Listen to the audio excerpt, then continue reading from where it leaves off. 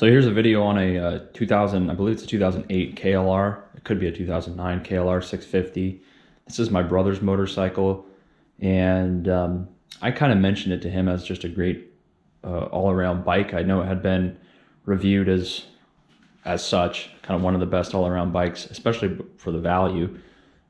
This bike, he bought it for under $3,000, I think around $2,600, and it had really low miles on it. I think less than like 5,000 miles on it, and it's a tried and true bike. It's been around for a long time, I think since the 80s, and it's capable of doing everything pretty well, you know, compared to any other bike. You know, if you take a bike like this, like a 600 or 1,000 kind of standard or super sport, it's fun on road, it's lightweight, it's flickable, but it's not great for longer trips, and it definitely cannot go off-road. This bike, I would say, is not great at any one thing. It's not a dirt bike, but it definitely can go off-road and do Forest Service roads really well.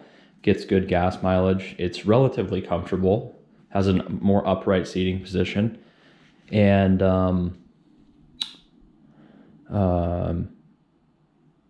it's very easy to work on. Like I said, it's a carbureted bike.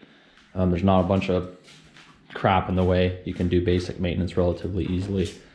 And it still will go on the freeway, 70, 75 miles an hour pretty much all day. So you see, you know, I read reviews of people that have taken this bike pretty much all around the world, up to Alaska, you know, down to Mexico and South America on this bike. So that's something that a lot of bikes really can't do.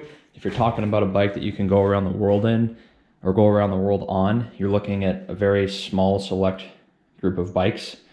Yes, you could go around the world on like I have a BMW 1200 or even this bike, but you'd have to stay on paved roads. A lot of places that you end up in the middle of nowhere are going to have roads that are not very good, and so you're going to want to have a bike that's capable of doing that.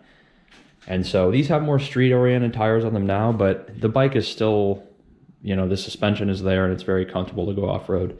He has this nice little bag on here, so you have some storage for some things, and he put a crash bar on it as well. So this cage system here that goes all around the bike. I kind of was asking him why he needed it, because it's a dirt bike, and it, you know, they're kind of meant to be tipped over without doing too much damage, but you know, it's fine.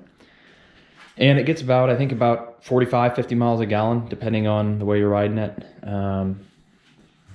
And I think you can go over 200 miles on a tank of gas. So very capable of doing everything. Now, if you get on this bike, again, you're not gonna be blown away by the speed. You're not gonna be able to really wheelie it.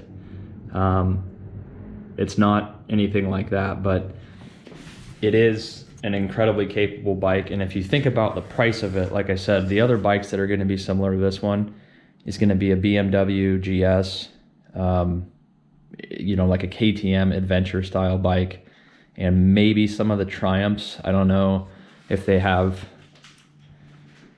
a bike like this, but this bike, again, for the price, obviously I'd rather have a BMW GS, but it's probably 3 to 4 times more expensive.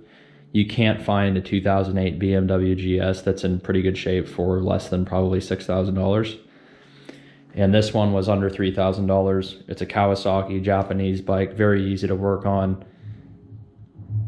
And, you know, chain driven. His chain's original, so, you know, that probably needs to be replaced at some point, but, and he's replacing the clutch cable. But as far as just a tried and true bike that's been around for a long, long time, this is, I think, probably the best value. Again, you can get a better bike, but you're gonna have to pay more money for something that's reliable and that can pretty much do everything, and that has a lot of experience. If you go online on the forums, there's a lot of people with this bike that have gone pretty much everywhere on the globe, or even all around it, just with this motorcycle. So let me know what you guys think if you have one, what your thoughts are on it, and what's the furthest you've gone on one. What's the best trip you've done on a KLR 650? Let me know. If you're new, subscribe, comment, and as always, have an excellent day. Bye-bye.